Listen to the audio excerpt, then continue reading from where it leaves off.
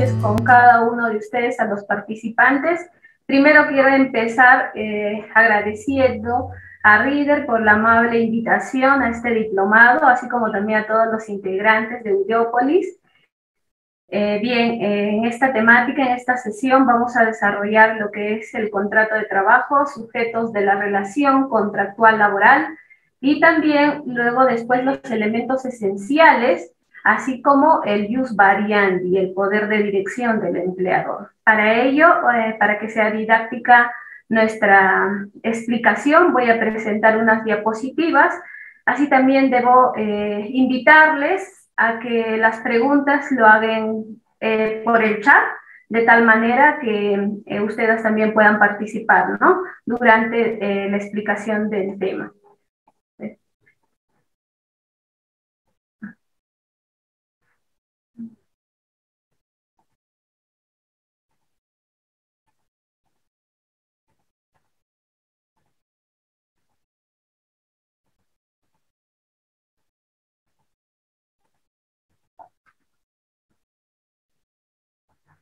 Ya. ¿Se puede visualizar las diapositivas?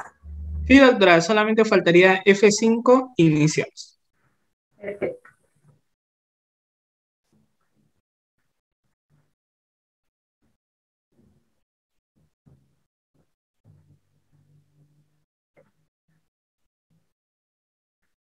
Muy bien, como les decía, vamos a empezar por definir o tener por lo menos una definición o concepto de lo que es el contrato de trabajo.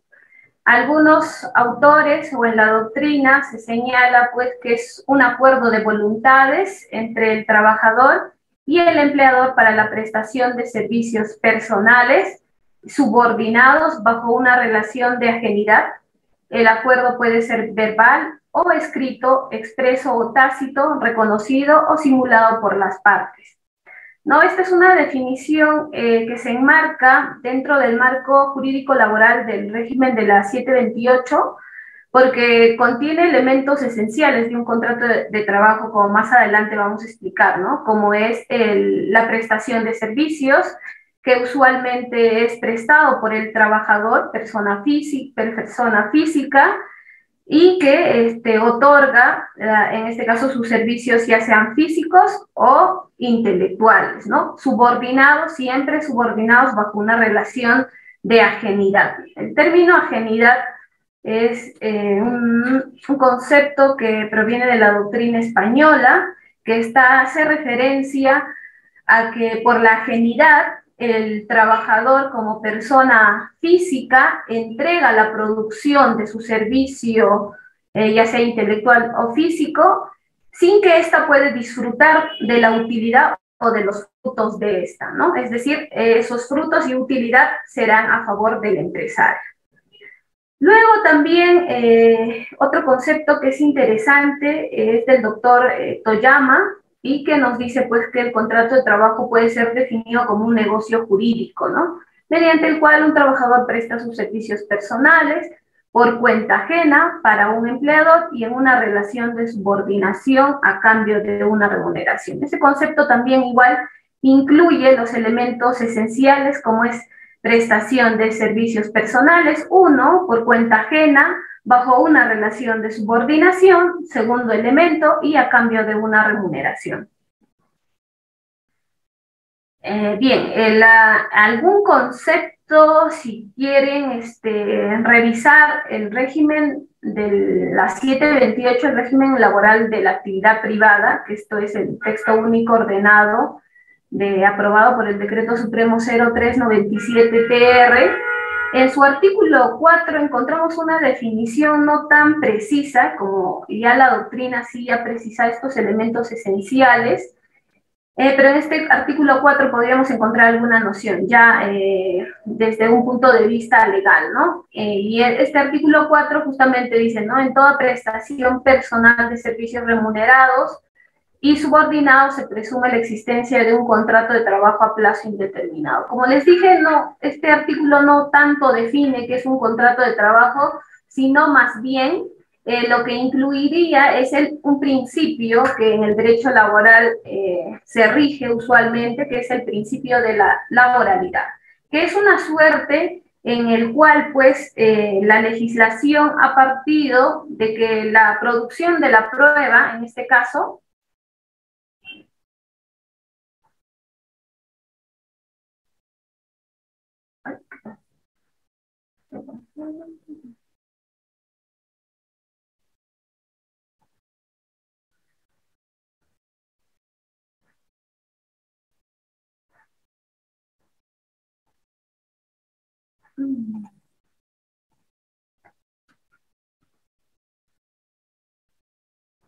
a ver, disculpen chicos, a ver, estábamos en esta diapositiva. Les comentaba que este artículo, más allá de definir un concepto de lo que es un contrato de trabajo, contiene una presunción de laboralidad, y este principio de la presunción de laboralidad está fundamentada en la lógica de que el empleador es el quien custodia la prueba, ¿no? Es decir, contiene los libros de planilla, las boletas de pago, y entonces estos principios, digamos que le recae una carga de la prueba hacia el empleador, porque este va a tener una ventaja en la producción de la prueba, ¿no? Ya hemos dicho libros de planilla, boletas de pago, informes RTCs, declaraciones a SUNAT. Entonces, en la medida que él, en relación al trabajador, va a tener una situación de favorabilidad en cuanto a la prueba, no se incluye, el legislador ha visto por conveniente incluir este principio de laboralidad. Como les decía, la doctrina española, por ejemplo, hace mucho alusión a lo que es el trabajo por cuenta ajena, ¿no? Y a partir de este elemento del concepto que es por cuenta ajena, estaría el concepto de la prestación personal, uno, y luego después esta también incluiría el elemento de la remuneración, ¿no? Por cuenta ajena, como ya les decía, lo esencial y definitorio del trabajo por cuenta ajena está en la distribución originaria, en que los frutos, esto es la utilidad patrimonial del trabajo, desde el momento mismo de su producción pertenecen a otra persona, nunca al trabajador. Entonces, toda esta producción, esta distribución de los frutos del trabajador, ya sea ya una prestación personal física o también intelectual, a través del contrato de trabajo, toda esta utilidad y todos estos frutos serán de pertenencia del empleador. Entonces, bajo ese razonamiento, se entiende pues que de la cuenta ajena, el trabajador que presta sus servicios por cuenta ajena, se va a proyectarse un crédito laboral, ¿no? El trabajador como persona física otorga la producción de los frutos de su trabajo sujeto a una subordinación y con el objeto de tener un crédito laboral, esto es la remuneración, ¿no? Y por el elemento de la subordinación, también la doctrina se ha dedicado a hacer algunas precisiones sobre qué se entiende por subordinación, ¿no? Para que también nosotros podamos definir o diferenciarlo, poder discriminar frente a un contrato de naturaleza civil, ¿no? Por ejemplo, por la subordinación, el empleador usualmente va a tener el poder y la facultad de organizar el trabajo. En doctrina se dice el poder de dirección del empleador, ¿no? Respecto a la prestación de servicio del trabajador. Entonces, por la subordinación tenemos pues que tanto a nivel administrativo, técnico y económico, el empleador tiene la facultad legal para poder dirigir y organizar esta fuerza de trabajo, ¿no? Entonces, será él pues que establezca la jornada de trabajo, será quien pueda establecer, en este caso, por ejemplo, el horario de refrigerio, puede modificarlo aún cuando esté ya establecido, ¿no? Entonces, eso justamente se entiende por subordinación, este poder que va a tener el empresario para poder hacer modificaciones no esenciales, hay que diferenciar entre lo que es esencial y no esencial respecto a la prestación personal que en este caso en virtud de un contrato de trabajo, el trabajador presta sus servicios bajo subordinación, ¿no? Y el empleador, pues por medio de esta facultad justamente de introducir unilateralmente modificaciones en esa conducta personal del trabajador, siempre ello responderá a las necesidades de la producción. Nunca puede, por ejemplo, responder a una necesidad política, a una necesidad, digamos, privada, que sea contra a las necesidades de la producción de la empresa, ¿no? Por eso decíamos que este elemento de la subordinación es el matiz característico o esencial de lo que se va a diferenciar de un contrato de naturaleza civil, ya sea en este caso el contrato de locación de servicio, el contrato por SNP, el contrato por servicios profesionales, ¿no? Que usualmente son de naturaleza civil, que en el caso de los técnicos establecen un periodo de 3 años y en el caso de servicios profesionales de 6 años. Entonces, por la subordinación, cuando queremos identificar, por ejemplo, un contrato que haya sido pues disfrazado de naturaleza, tenemos un contrato de naturaleza laboral y usualmente se puede dar el caso que se disfraza o se simula esta relación, pero ¿cómo nos vamos a poder advertir justamente o hacer la discriminación entre si estamos frente a una relación jurídica civil frente a una relación jurídica de naturaleza laboral? Será justamente por este elemento de la subordinación. Este es el elemento esencial, porque tanto en el contrato de naturaleza civil también existe retribución, bueno, a diferencia que en la denominación del contrato civil es retribución y en el contrato de trabajo es remuneración, ¿no? Pero también sí se da ese elemento y en el contrato civil también tenemos la prestación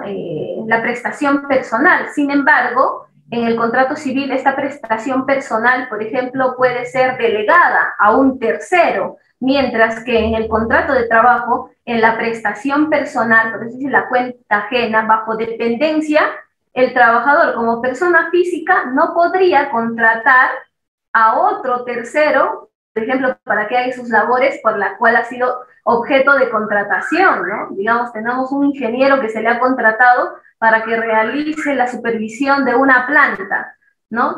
Pero él, por ejemplo, como persona, como ingeniero que está sujeto a un contrato de naturaleza laboral, nunca podrá, en un contrato de trabajo, subcontratar a un tercero para que él realice sus labores y él se dedique a hacer otras cosas, ¿no? No hay delegación en un contrato de trabajo. En un contrato de naturaleza civil, sí, ¿no? Entonces, entre la prestación personal y la subordinación, por eso decimos, ¿no? Estos son los elementos importantísimos y que van a diferenciar a un contrato de naturaleza civil, siendo el más importante la subordinación. Otro aspecto que también resulta muy interesante es los sujetos de la relación laboral, ¿no? Hay veces hemos tenido algunas preguntas o inquietudes con relación a que quiénes pueden ser los actores principales, ¿no? Que obviamente que tengan interés en esta relación jurídica laboral para dentro de esta relación jurídica laboral, ¿no? ¿Quiénes? O sea, podría ser una persona jurídica, por ejemplo, el trabajador, nos podríamos preguntar, ¿no? Por ejemplo, yo podría tener un contrato de trabajo con mi esposo, ¿no? Podría tener un contrato de trabajo con mis hijos, ¿no? Esas son algunas inquietudes que ahora vamos a definir y vamos a poder responder cuando nosotros entendemos quiénes van a ser estos sujetos de la relación laboral, ¿no?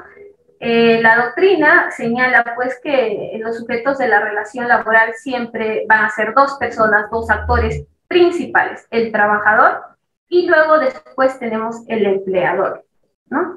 En el caso del trabajador, hay que notar aquí, ¿no? Que el trabajador va a ser siempre una persona física, que libremente se obliga pues a trabajar por cuenta y bajo dependencia ajena a cambio de una remuneración y en virtud de un contrato de trabajo, ¿no? Entonces, el trabajador debe entenderse que solamente puede ser una persona física, ¿no? Por ejemplo, no sé si ustedes han escuchado de los abogados de los abogados robots, de los jueces robots y de toda esa información tecnológica, ¿no?, que se ve a diario.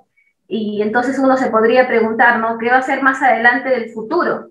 O sea, podría suscribirse un contrato de trabajo, por ejemplo, con un abogado que tenga inteligencia cibernética, por ejemplo, ¿no? Pero para nuestra legislación laboral actual, siempre el trabajador tiene que ser una persona física, ¿no? Pero también hay que tener en consideración, dentro de este concepto de persona física, a quienes se excluye del concepto de trabajador. Como les decía, se va a excluir al concepto de trabajador, por ejemplo, a las máquinas, a los capitales. Por ejemplo, un capital no puede ser sujeto de un contrato de trabajo.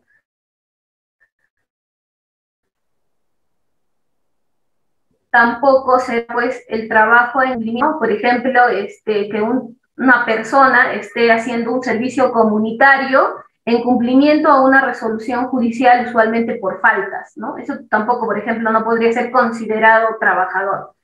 Quien no es persona física tampoco, quien no está obligado a prestar servicios, quien no está obligado a ser remunerado, por ejemplo, el artículo 50 del Código de los Niños y Adolescentes, lo que les decía, ¿no?, sobre el trabajo familiar. Entonces, entre los integrantes de la familia nunca puede haber un contrato de trabajo.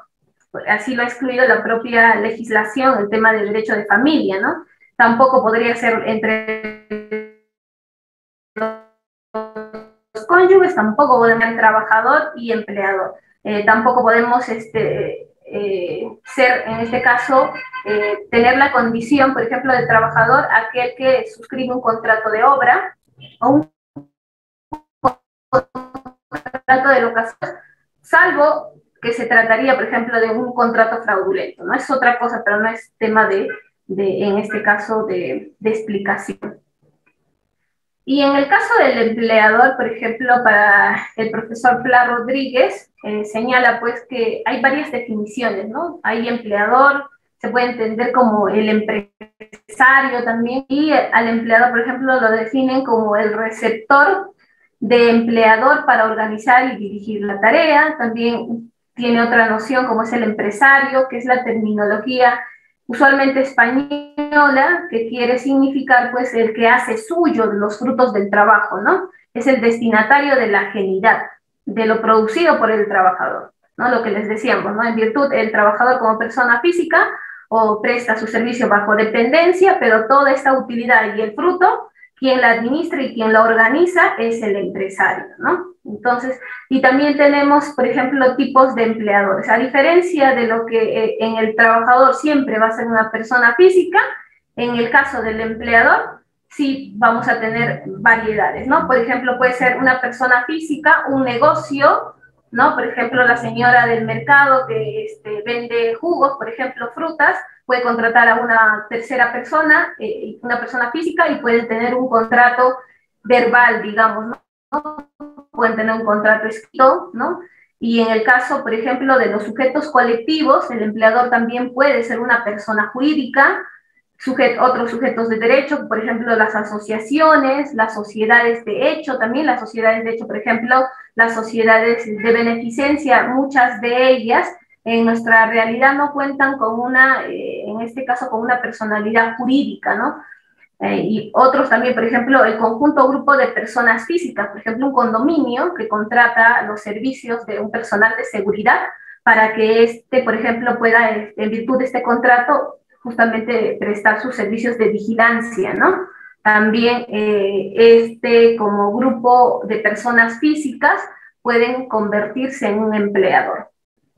Yo creo que esto son conceptos muy prácticos para poder entender la legislación laboral. Ahora vamos a pasar a lo que son los elementos esenciales del contrato de trabajo. Ahora vamos a ver si tenemos algunas preguntas. Y a ver, acá tenemos una pregunta interesante sobre lo que estábamos explicando. A ver, dice, primero es, ¿quién determina la desnaturalización, el juez o la SUNAFIL? Bueno, en este aspecto de la desnaturalización, por ejemplo, de un contrato de locación de servicio, siempre va a ser el juez como órgano jurisdiccional para poder determinar, en este caso, para poder declarar el derecho. La SUNAFIL tiene competencias limitadas, claro que, por ejemplo, en función a una verificación de los hechos o en función a sus competencias debidamente establecidas, puede ir a verificar lo que está sucediendo en los hechos, ¿no? Por ejemplo, que se haya infringido una norma sobre una contratación laboral y no se haya dado cumplimiento. Este medio probatorio tendrá, pues, la SUNAFIL en atribución a sus funciones, al empleador le podrá decir, pues, ¿no? Recomendarle o sugerir que dé cumplimiento a esa norma, ¿no? Porque luego su incumplimiento acarrea multa. Pero la función jurisdiccional es otra cosa. La función jurisdiccional va a declarar el derecho. Entonces, ¿quién le corresponderá justamente solucionar esa controversia de que si existe en realidad un contrato de trabajo? Siempre va a ser en este caso competente el órgano jurisdiccional, quien es más a través de una sentencia podrá declarar el derecho reconociendo que este trabajador efectivamente en los hechos habría estado sujeto a un contrato de trabajo, ¿no? Y luego, es más, podrá establecer una sanción de condena, es decir, ya sea el pago que se habrían generado, por ejemplo, durante esa relación, ¿no? Derechos laborales, tal vez, remuneraciones devengadas, beneficios sociales, entre otros, ¿no?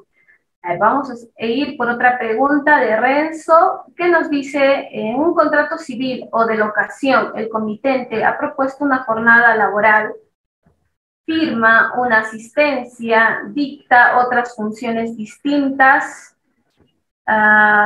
distintas al servicio que el locador brinda. ¿Esto es correcto? ¿Se puede entender como una desnaturalización? A ver, en este caso, si el locador durante esta prestación del plazo del contrato civil haya desarrollado, por ejemplo, prestación personal, es decir, como persona física único, sin que haya contratado a un tercero, que usualmente se da en un locador, pero no necesariamente, pero aquí el detalle, el tema de la subordinación. Si este locador, supuestamente disfrazado, simulado, ¿no? Ha firmado un libro de asistencia, ¿no? De ingreso, de salida, ya estamos hablando de los famosos rasgos de laboralidad, ¿no? Que estos rasgos de laboralidad, usualmente en la contratación civil fraudulenta, nos va a ayudar también a determinar que estaríamos frente a un contrato de trabajo, ¿no? Por ejemplo, aquí nos ha dado algunos aspectos como la firma de asistencia, ¿no? La firma de asistencia usualmente siempre se da un contrato de trabajo. ¿Por qué? Porque el trabajador, el empleador en este caso, estaría observando, ¿no? En este caso, la hora de ingreso, la hora de salida, estaría controlando, habría un control de la jornada de trabajo, que es propio de un contrato de trabajo, y un contrato de naturaleza civil, porque el contrato de civil, recuerden, que es pues servicios autónomos, ¿no? Ahora dice, más aún no puede firmar asistencia de ingreso y de salida. Lo otro dice, dicta otras funciones distintas al servicio que el locador brinda, ¿no? Si en el contrato de locación de servicios se dice, pues, no, por ejemplo, para soporte técnico e informática o para justamente instalar un software, pero luego después yo como empleador le asigno funciones diferentes, ¿no? Digamos, por ejemplo, digo, ya sabes qué, me tienen que hacer un informe de todos los softwares que están pendientes o que están pendientes de comprar para la buena funcionalidad de nuestra red. También quiero que presenten algunos soportes, unos informes para que esta oficina pueda, por ejemplo, hacer el cambio de todo. Entonces, si ahí ya le agregamos otras funciones para la cual ha sido objeto del contrato de locación de naturaleza civil, ahí estaremos frente a unos rasgos de laboralidad, que sí podría convertirse, en este caso, ¿no? Convertirse en un contrato de naturaleza civil, en función, en este caso, a un principio que se llama el principio de la realidad, ¿no? Más adelante también vamos a ver ese tema. Pero sí, es muy buena esta pregunta, ¿no? Estos aspectos que nos ha dado como pregunta Renzo nos hace entender que estaríamos frente a un contrato de trabajo. Bueno, a ver, otra pregunta es, ¿en qué parte de la ley o norma dice que uno no puede contratar a familiares o cónyuges? De que puedas contratar, sí se puede contratar. El hecho es que no puede calificarse, en este caso, como trabajo remunerado, en este caso, para el derecho de familia, ¿no? Por ejemplo, lo que les ponía aquí, ¿no? El artículo 50, si revisan el artículo 50 del Código de los Niños y Adolescentes, dice que no existe trabajo remunerado en el trabajo familiar, porque se entiende que todos los ingresos que perciben los integrantes de la familia va por una finalidad como para la canasta familiar. Entonces no se podría entender como un contrato de trabajo, ¿no? No se puede entender como un... Y en el código, o sea, en el Código Civil, por ejemplo, en el caso de los cónyuges, también está regulado, creo que está regulado en el 335, 370 del Código Civil. O sea, por eso decíamos que ellos, por ejemplo, están excluidos de ser considerados como trabajadores. No podría ser trabajador, por ejemplo, el padre respecto al hijo o de la madre respecto a los hijos también, ¿no? Y a la inversa. A ver, vayamos con otra pregunta.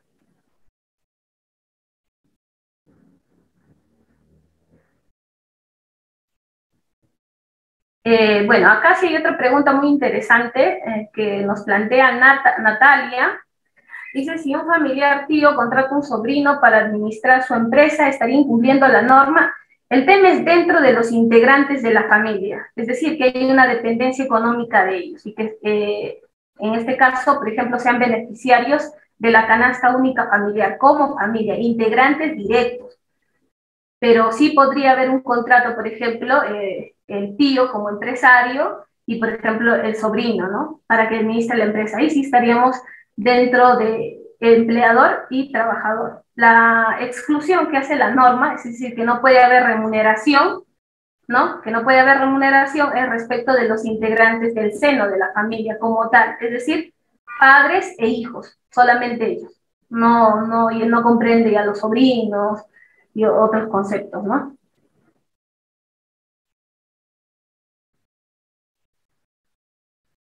A ver, Enrique nos también plantea otra pregunta, dice, ¿qué contrato en específico calificaría para un centro educativo particular donde se fija la remuneración en función a las horas trabajadas?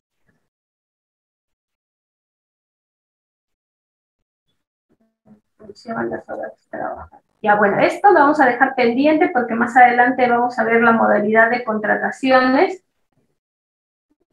A ver. A ver, Juan, la explicación que se está dándose es respecto del régimen general laboral de la actividad privada, es el régimen de las 728. Pero hay que aclarar también que este régimen privado de las 728, en el sector del Estado, por ejemplo, hay algunas entidades de la administración pública que también acogen este régimen laboral. Por ejemplo, el Poder Judicial también tiene el régimen de la 276, régimen CAS, el régimen 728.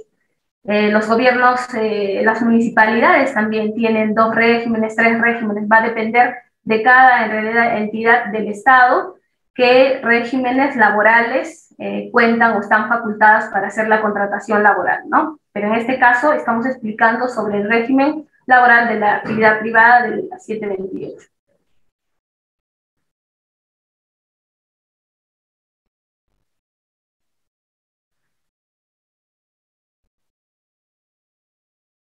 A ver.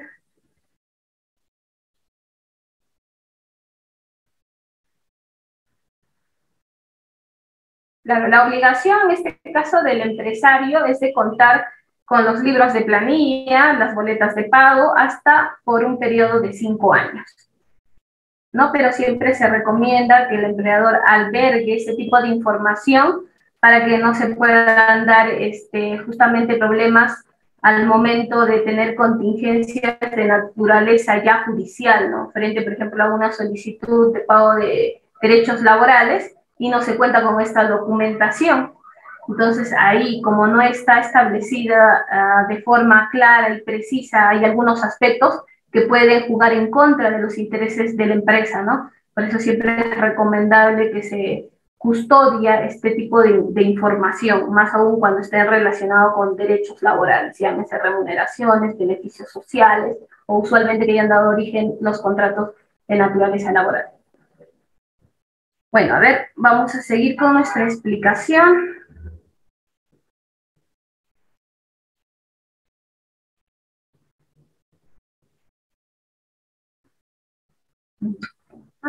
Estamos en los elementos esenciales del contrato de trabajo, nos hemos quedado aquí. Bueno, como les decía, los elementos esenciales del contrato de trabajo también existe uniformidad, por ejemplo, a nivel doctrinario, en el sentido de que estos elementos usualmente es la prestación personal, subordinación y remuneración, estos tres elementos. Y justamente a partir de estos tres elementos, estos han sido recogidos, en este caso, por el régimen de la actividad privada, que está aprobado por el Decreto Supremo 0397-TR, y, por ejemplo, el primer elemento de la prestación personal está positivizado o regulado en el artículo 5, ¿no? Justamente este artículo 5 contiene este texto que dice: los servicios para ser de naturaleza laboral deben ser prestados en forma personal y directa solo por el trabajador como persona natural. Lo que les decía, ¿no? Que el trabajador como tal siempre tiene que ser una persona física, porque dice en forma personal y solo por el trabajador como persona natural. De ahí que no podría ser contratado, por ejemplo, un robot y tener un contrato de trabajo, ¿no? Y también el tema, por ejemplo, de los familiares, lo que decía, no podrían ser considerados trabajadores. Este artículo 5 hace una precisión en relación a esa situación que dice, ¿no? No invalida esta condición que el trabajador pueda ser ayudado por familiares directos que dependan de él, siempre que ello sea usual dada la naturaleza de las labores. Por ejemplo, se podría dar el caso, ¿no? Tenemos un contrato de trabajo, un determinado trabajador, por ejemplo, tenga una contingencia de naturaleza de salud, y muy bien, para dar cumplimiento con sus obligaciones del contrato de trabajo, podría ser ayudado, no reemplazado. Hay que ser específicos y expresos en esta norma que establece, ¿no? Pueden ser ayudados por familiares, pero no reemplazados. Una cosa es el asistir o ayudar y otra cosa es, por ejemplo, reemplazar, ¿no? Yo tengo un contrato de trabajo y, por ejemplo, me voy unos 3 meses y mi hijo me va a reemplazar. Pero no podríamos ponernos en esa posición porque se podría dar el caso de incumplimiento de contratos esenciales del trabajo en relación a la función, ¿no? Que este podría tener impacto, por ejemplo, en la productividad que el trabajador va a tener en relación a sus compañeros de trabajo, y podría darse el caso, por ejemplo, que podría estar pasible a una sanción disciplinaria. Entonces, por eso la norma te dice, ¿no? Puede ser ayudado por familiares directos que dependan de él. ¿Podría ser el sobrino? No. Tiene que ser por familiares que dependen de él, o sea, es decir, los hijos, la esposa, ¿no? Siempre que ello sea usual dada la naturaleza de las labores. Acá también te pone esta condición, la norma, es decir, siempre que, dada la naturaleza de las labores, te permita hacer el cumplimiento de un contrato de trabajo, ¿no? Por ejemplo, digamos que sea un trabajador y que el objeto del contrato de trabajo sea un trabajo muy técnico, ¿no? Por ejemplo, se me ocurre el caso de maquinaria pesada, ¿no? Un operador frontal. Por ejemplo, no podría ser, por ejemplo, asistido o ayudado por sus integrantes de familia en la medida, por ejemplo, que ellos no estén capacitados para hacer estas labores, ¿no? Pero para labores administrativas, por ejemplo, si tengo una hija que también sabe o maneja o puede hacer estas funciones propias del contrato de trabajo, muy bien podría ser ayudado, ¿no? Eso hay que tener en consideración también, siempre que ello sea dada la naturaleza de las labores. Y luego después, para aclarar esto de la prestación personal, debemos decir pues, que el trabajo siempre debe ser personalísimo, es decir, no puede ser delegada, salvo el caso del trabajo familiar, como hemos dicho, ¿no? A diferencia, en un contrato de naturaleza civil, El locador sí, pues puede contratar a un tercero para que, por ejemplo, desarrolle parte de las funciones que ha sido objeto del contrato de naturaleza civil. Pero en el contrato de trabajo no. Persona natural no puede contratar, por ejemplo, a un tercero, a un amigo, a un familiar o a un colega que tal vez es muy experto en el tema, o incluso no podría darse, ¿no? Ahí estaríamos tal vez, podrían aparecer figuras como el abandono de trabajo, sanciones disciplinarias y otras cosas, ¿no? Vayamos al segundo elemento esencial del contrato de trabajo. Este segundo elemento también es lo que decíamos, lo característico de un contrato de trabajo, que es la subordinación. Bueno, en este caso estamos frente a primero vamos a abordar la remuneración, que también está incluida, en este caso, en el artículo 6 del Decreto Supremo 0397-TR, y que dice, pues, que aquí sí da alguna definición de lo que sería, que se entiende por remuneración, ¿no? Que dice, constituye remuneración para todo efecto legal el íntegro de lo que el trabajador recibe por sus servicios en dinero o en especie, cualquiera sea la forma o denominación que tenga, siempre que sean de su libre disposición. Aquí libre disposición con negrita. Las de dinero que se entregan al trabajador directamente en calidad de alimentación principal, como desayuno, almuerzo o refrigerio, que lo sustituya o cena, tienen naturaleza remunerativa. No constituye remuneración computable para efectos del cálculo de los aportes y contribuciones a la seguridad social, así como por ningún derecho o beneficio de naturaleza laboral el valor de las prestaciones alimentarias otorgadas bajo la modalidad de suministro. Esta es la excepción.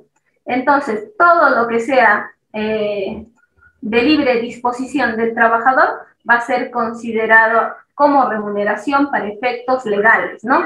Y como ya hemos dicho, la remuneración, por ejemplo, es característico o es la denominación propia de un contrato de trabajo. En cambio, un contrato de locación civil, el Código Civil le da el nombre de retribución. El locador recibe una retribución.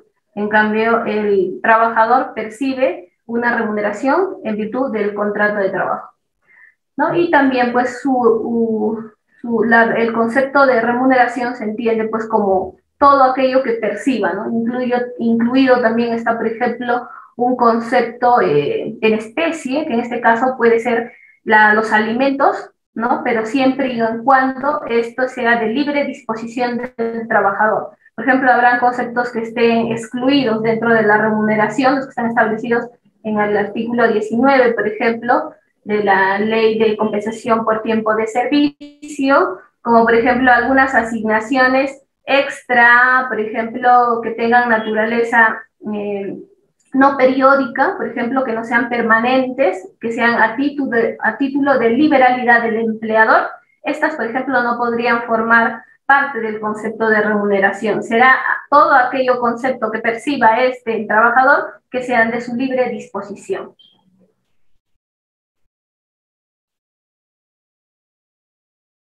Y obviamente, ¿no?, el contrato de trabajo siempre va a ser oneroso, ¿no? No puede ser a título gratuito.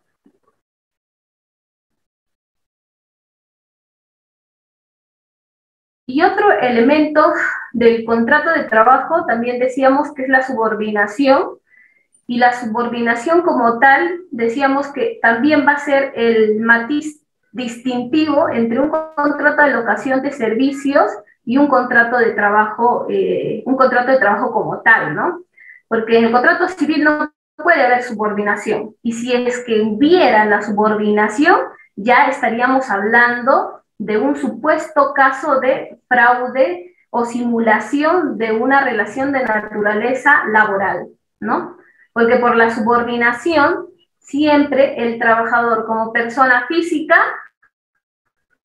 va a entregar sus servicios bajo subordinación, y quien se va a beneficiar de esta utilidad o de sus frutos será el empresario.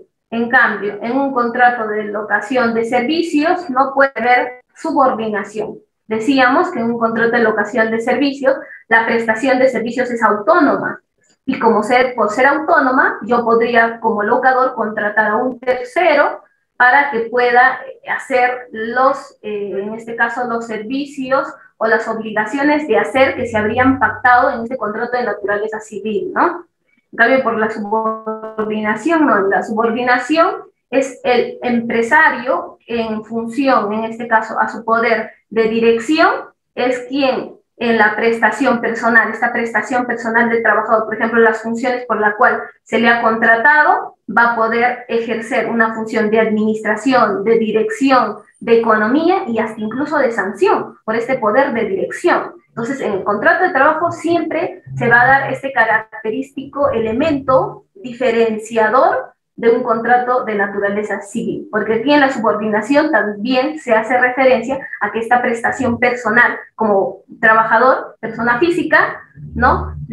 Esta utilidad y estos frutos van a ser de beneficio del empresario. Y justamente en virtud de este contrato de trabajo, este empresario sobre esta prestación personal podrá imponerle, por ejemplo, una jornada de trabajo distinta a la que estaría establecida, por ejemplo, para la institución. Sí podría modificar los turnos, podría modificar también en función a los intereses de la necesidad como empresa, también modificar, por ejemplo, los horarios de refrigerio, ¿no? Por ejemplo, se me ocurre el caso de mesa de partes, ¿no? Por ejemplo, las oficinas administrativas, que, por ejemplo, por una situación coyuntural externa, ¿no? No puedan darse abasto con los trabajadores permanentes que tienen. El empleador muy bien, justamente para satisfacer esa demanda, ¿no? De los usuarios, podría modificar en este caso el refrigerio, que usualmente, normalmente es en las empresas, ¿no? De 1 a 1:45 o de 1 a 2, podría modificarse, ¿no? Pero sin que ello implica la supresión de este derecho, claro está, ¿no? El empleador podría modificarlo, ¿no? Es decir, ya no es de 1 a 1:45, sino pues tus alimentos lo harás de 2 a las 2:45, ¿no? Pero en horario tendríamos que seguir atendiendo a los usuarios, en este caso a los clientes, ¿no? Entonces, por este poder de dirección se podrá hacer modificaciones en estos aspectos no esenciales. Hay que diferenciar entre lo esencial y no esencial, que en virtud de este poder de dirección, porque como todo poder también tiene límites. Más adelante ya vamos a explicar ese aspecto en lo que es el ius variandi del empleador, ¿no? Hasta aquí, entonces, entendemos pues, que la subordinación es un elemento muy característico y propio del contrato de trabajo. No podría darse en un contrato de naturaleza civil. Bien.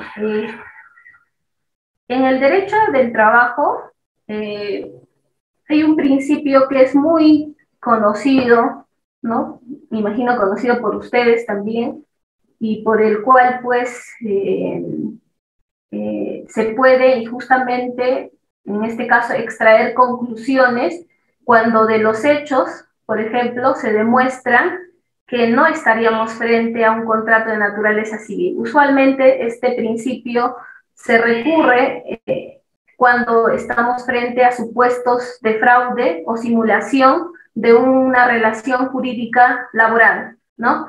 El órgano jurisdiccional y también la SUNAFIL, por ejemplo, en temas administrativos, siempre recurre a este principio de primacía de la realidad, ¿no? Que es propio del derecho del trabajo y que también nace como una suerte o como un entendimiento de que el trabajador respecto al empleador tiene una relación diferencial, ¿no? El empleador siempre está en una situación más beneficiosa, ya sea técnica, económica y de poder en relación al trabajador. Y es que esta situación, estos son los fundamentos de la que parte el derecho del trabajo, y justamente uno de estos principios es el primacía de la realidad para hacer frente a estos excesos que podría darse en la realidad, ¿no? Como poder en este caso del empresario, ¿no? Entonces, ¿qué nos dice este principio de primacía de la realidad? ¿No? Nos dice que en el derecho del trabajo siempre deben prevalecer los aspectos fácticos, sustanciales sobre los jurídicos formales, de modo que estos no puedan frustrar la finalidad protectora que orienta las normas laborales. ¿Qué se entiende por eso? Se entiende que frente, por ejemplo, a un contrato de naturaleza civil, debidamente firmado, con fecha y todo, ¿no? Para el principio de primacía de la realidad, lo que le va a interesar, en este caso, es lo que haya sucedido en los hechos. Por ejemplo, tengo un contrato de naturaleza civil, pero si en este caso en concreto nos ofrecen registros de asistencia, de ingreso, de salida, de refrigerio, nos adjuntan, por ejemplo, memorándums, llamadas de atención, órdenes, invitaciones, festividades, entonces ya no estaremos frente a un contrato de naturaleza civil. Entonces, este contrato de naturaleza civil, le vamos a dar validez a este contrato de naturaleza civil, por más que esté debidamente firmado por el trabajador, ¿no?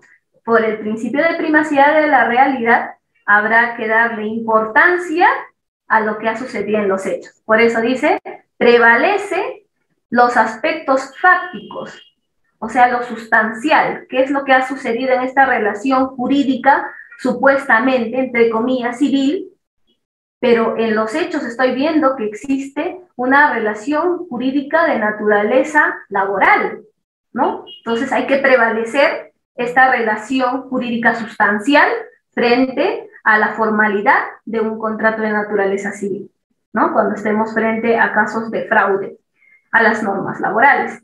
Entonces, se entenderá, pues, por el principio de la primacía de la realidad, que en el terreno de los hechos siempre van a primar lo que ha sucedido en la cuestión fáctica, más allá de la cuestión normativa jurídica, ¿no? Más allá de que tengamos un contrato de naturaleza civil bien redactado, con las cláusulas estipuladas y todo ello, ¿no? Muy técnico, pero si en los hechos tenemos otra cosa, tendremos que darle prioridad y prevalencia a la cuestión fáctica.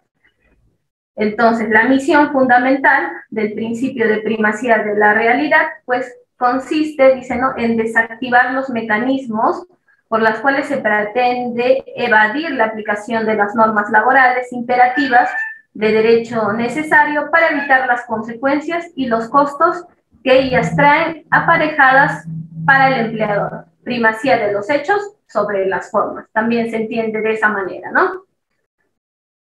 Bueno, este principio es una herramienta prácticamente del derecho del trabajo que sirve justamente para poder analizar casos de contratos de naturaleza civil fraudulentos o, por ejemplo, también modalidades formativas que también son fraudulentas. No, este principio de primacía de la realidad, como les decía, va a ser aplicable a toda esa situación de evasión de las normas laborales, ¿no? Y que va a primar siempre la cuestión fáctica y la cuestión objetiva de lo que ha sucedido durante esa relación supuestamente de naturaleza civil. Por ejemplo, en esta casación laboral, que es la 4055-2013 de la libertad, en cuanto al principio de la primacía de la realidad, ha dicho, si por aplicación del principio de la primacía de la realidad se comprueba que en la ejecución del contrato de prestación de los servicios se ha desarrollado concurriendo los elementos esenciales del contrato de trabajo, como son la prestación personal, primer elemento, segundo elemento, remuneración, y subordinación, tercer elemento, debe concluirse por la naturaleza de la relación laboral, ¿no? Por ejemplo, esta casación muy bien hace la precisión de que, pues sí, en virtud de este principio de la primacía de la realidad, al darse en las circunstancias de este caso, objetivamente, de que existe una relación sustancial de naturaleza laboral, habrá que darle la preferencia y concluir que estamos frente a un contrato de naturaleza laboral, en la medida que si de esta cuestión fáctica se va a poder verificar la configuración de la prestación personal, la subordinación y la remuneración. Entonces, una vez que se configura y concurran conjuntamente estos requisitos, estaremos pues frente a un contrato de trabajo y este principio de la primacía de la realidad va a establecer o va a tener como consecuencia que este contrato de naturaleza civil, al transgredir normas de orden público, como son el derecho irrenunciable del trabajador, pues se entenderá que hubo un contrato de trabajo, más allá de la formalidad de estar frente a un contrato de naturaleza civil.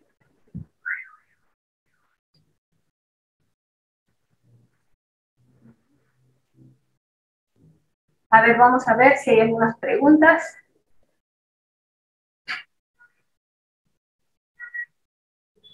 Ya, mira, que hay una pregunta muy interesante formulada por Alberto Guillermo. Gracias por la pregunta. Dice, ¿qué relación existe entre la primacía de la realidad y el bloque de constitucionalidad? Bien, el principio de primacía de la realidad, o sea, como concepto, hay que entender pues que este es un, digamos, es un valor axiológico propio del derecho del trabajo, que contiene un valor social que parte de la realidad de que en esta relación hay no hay una situación de equilibrio, hay una situación de desventaja del trabajador. Entonces, este principio tiene como fundamento justamente orientar, ¿no? Como todo principio va a tener, como la doctrina ya se ha señalado, una triple función, ¿no? Que va a ser una función integradora, una función informadora y una función interpretadora. Por ejemplo, en la función normativa, ¿qué es lo que va a suceder? Que frente, por ejemplo, a una situación de deficiencia de la norma o de la laguna del derecho, va a poderse recurrirse a los principios. En este caso, por ejemplo, el principio de la primacía de la realidad, ¿no? Como fuente del derecho, se va a poder recurrirse a ellos. O sea, el principio como tal son, digamos así, mecanismos que nos van a poder orientar o interpretar la norma positiva que está regulada en las leyes, en los códigos, ¿no? Como principio.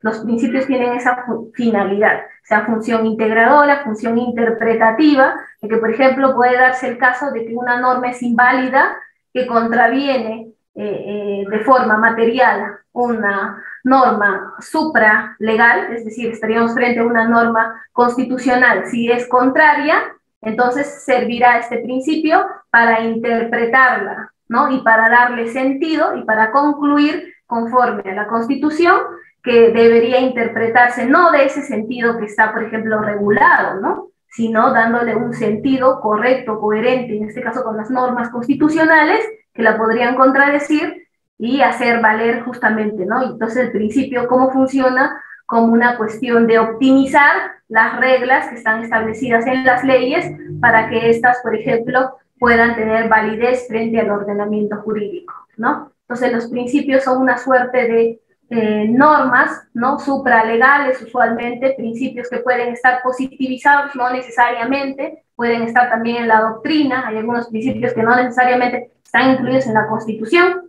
pero por eso justamente son principios que contienen valores y que van a servir al ordenamiento jurídico como una cuestión interpretativa, como una función integradora y como una función también justamente normativa, ¿no? Y frente a lo que me hacía referencia a que si habría que diferenciarlo con el bloque de constitucionalidad y los principios, ¿no? Primacía entre primacía de la realidad y el bloque de constitucionalidad. Hablar ya del bloque de constitucionalidad está referido a las normas de carácter internacional, ¿no? O sea, el principio de, si me dices, entre el principio de la primacía de la realidad y el bloque de constitucionalidad, yo respondería que el principio de primacía de la realidad es propio del derecho del trabajo y el bloque de constitucional, digamos, en el tema laboral, por ejemplo, ya pues son normas internacionales, pero forman parte también del ordenamiento jurídico y como tal, también en virtud de la cuarta disposición complementaria, también al versar sobre materia laboral, por ejemplo, en este caso, ¿no? También servirán para interpretar las normas o también como función integradora frente a una deficiencia de carácter legal, ¿no? A ver, otra pregunta, vean otra pregunta. A ver, aquí hay otra de Ever. A ver, dice, si el contrato de locación de servicios se declara nulo, entonces, habiendo desarrollado labores permanentes, el trabajador ha desnaturalizado dicho contrato civil. Ha desnaturalizado dicho contrato. Claro, lo primero es que justamente en virtud de este principio de primacía de la realidad, este contrato de locación de servicios va a ser nulo. Nulo, ¿por qué? Porque contraviene normas de carácter imperativo, ¿no? ¿Qué dice el Código Civil? El Código Civil nos dice, pues, ¿no? Que serán, los actos jurídicos serán declarados nulos cuando contravienen el ordenamiento jurídico. Entonces, en este contrato de naturaleza civil, si se está dándose el caso que ha contravenido una norma imperativa, entonces es nulo este contrato de locación de servicio, ¿no? Es nulo y como consecuencia, la consecuencia es esta, ¿no? También la desnaturalización del contrato de naturaleza civil y se podrá, en este caso, si es de competencia del órgano jurisdiccional, el órgano jurisdiccional podrá declarar el derecho, ¿no? Que efectivamente ha existido una relación jurídica de naturaleza laboral por el periodo tal hasta el periodo tal, ¿no? Habrá que especificar eso. A ver, otra pregunta.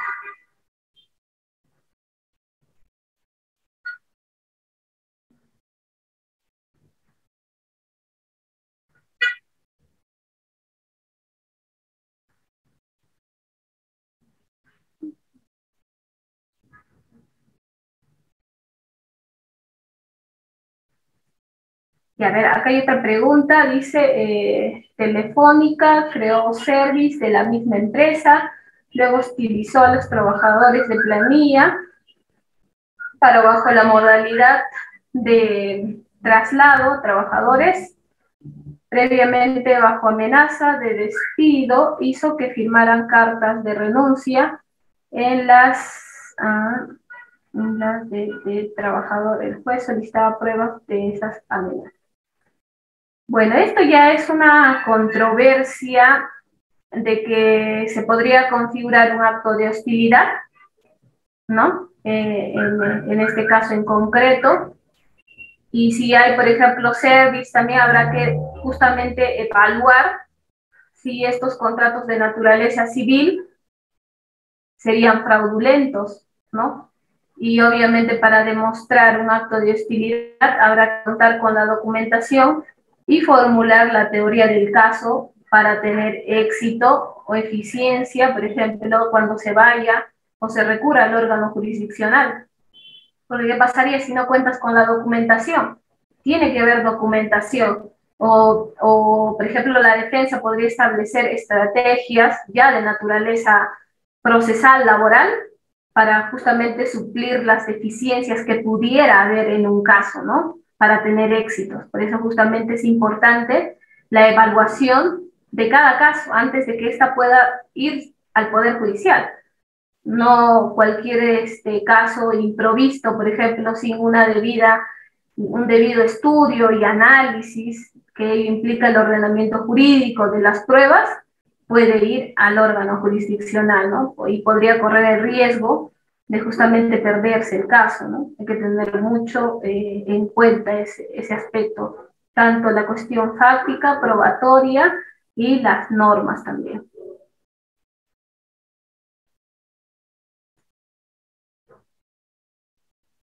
Bien, a ver, por el momento dejamos esto y seguimos avanzando porque las demás preguntas están relacionadas con lo que más adelante vamos a desarrollar. Lo que les decía, ¿no? Los rasgos de laboralidad. Por ejemplo, en el Tribunal Constitucional, en el expediente 3198-2011, ha desarrollado lo que en doctrina le dicen rasgos de laboralidad, ¿no? Esto también nace como justamente lo que hace un momento ya han hecho ver, han hecho notar de que siempre en la relación jurídica laboral va a haber una situación de diferencia, ¿no?, de poder entre el empleador y justamente el trabajador. Y este hecho social, esta cuestión social sensible, se ha encargado justamente la doctrina de ver cuáles serían los fundamentos para poder hacerle frente a este poder arbitrario que muchas veces podría darse por el exceso de poder y la falta de regulación de esos aspectos, ¿no? Si hay una libertad, por ejemplo, en este poder de dirección, pero si no establecemos límites y no está positivizada en la regulación, siempre vamos a tener casos en los cuales, por ejemplo, podrían haber supuestos de exceso, de afectación, incluso de derechos fundamentales, ¿no? De ahí la importancia de que a partir de esta situación social que se está dándose, se genera la doctrina de los rasgos de laboralidad y este expediente justamente 3198-2011, el Tribunal Constitucional justamente da una explicación y da unos estándares de análisis de prueba para poder concluir justamente si estaríamos frente a un fraude de normas laborales, ¿no? Por ejemplo, decía lo más importante en esta sentencia se dijo, ¿no?, sobre el control de la prestación o la forma en que ésta se ejecuta, ¿no? Habría que analizar este aspecto, ¿no? El control sobre la prestación, como decía. O sea, por el elemento de la subordinación, el empleador siempre va a controlar esta prestación, ya sea oficinista, la secretaria, el administrador, tiene el poder de dirección de poder hacer un control, pero si está sujeto a un contrato de naturaleza civil, no puede hacer, ¿no? Entonces, por ejemplo, este es un aspecto esencial también para poder analizar si efectivamente estaríamos frente a un contrato de trabajo. Otro aspecto que también para el Tribunal Constitucional es la integración justamente del demandante en la estructura organizacional de la emplazada, ¿no? Por ejemplo, digamos, estamos frente a una institución educativa, ¿no? Y en el área administrativa, usualmente, ¿no?, se le contrata como apoyo administrativo mediante un contrato de naturaleza civil. Pero si esta actividad es complementaria, en este caso sería, ¿no? Sería complementaria esta actividad porque como institución educativa, la parte administrativa es necesaria para el funcionamiento de esta. Entonces, si se da el caso de que si hay una contratación de naturaleza civil, pero justamente este trabajador, por ejemplo, haya sido sujeto a un contrato de naturaleza civil, pero si se verifica que efectivamente, ¿no?, las labores que se le asignan formaban parte de la estructura organizacional de la empresa o entidad, estaremos frente también a un rasgo de laboralidad, ¿no? Otro aspecto que también habría que evaluar es la prestación ejecutada dentro de un horario determinado, usualmente la jornada de trabajo, ¿no? Lo que les decía, si yo tengo un contrato de locación de servicio, pero me establecen que tengo que ingresar a las 7:30, como usualmente lo hacen los otros trabajadores, ¿no? Y me dicen que tengo que retornar y el refrigerio es en tal horario. Entonces, si se verifica que en la cuestión fáctica haya sucedido este hecho, esta circunstancia, estaremos también frente a otro rasgo de laboralidad, ¿no? Otro aspecto, la prestación de cierta duración y continuidad, ¿no? Esto también es otro factor importante, pero no determinante, ¿no? Sí he escuchado alegaciones en el sentido de que mi contrato de naturaleza civil, en el caso de servicios profesionales, la norma establece 6 años como máximo, ha superado, entonces es un contrato de trabajo, no basta esto, porque habría que evaluar justamente si en los hechos este contrato de naturaleza civil es válido o lo contrario habría sucedido, ¿no? Esto es que tal vez se habría desnaturalizado en los hechos. Entonces, igual, ¿no? Esta prestación de cierta duración y continuidad habrá que evaluarlo cada caso en concreto. En el caso de los contratos de naturaleza civil para los técnicos también es de 3 años, superó los 3 años y ya tengo la condición de ser contratado de naturaleza permanente o un contrato a plazo indeterminado, no necesariamente, no necesariamente. Habrá que determinar, eso les decía, ¿no?, que concurran los elementos esenciales del contrato de trabajo: prestación personal, subordinación y remuneración. Otro aspecto que también nos podría servir de mucha utilidad es también el suministro de herramientas y materiales al demandante para la prestación de servicios.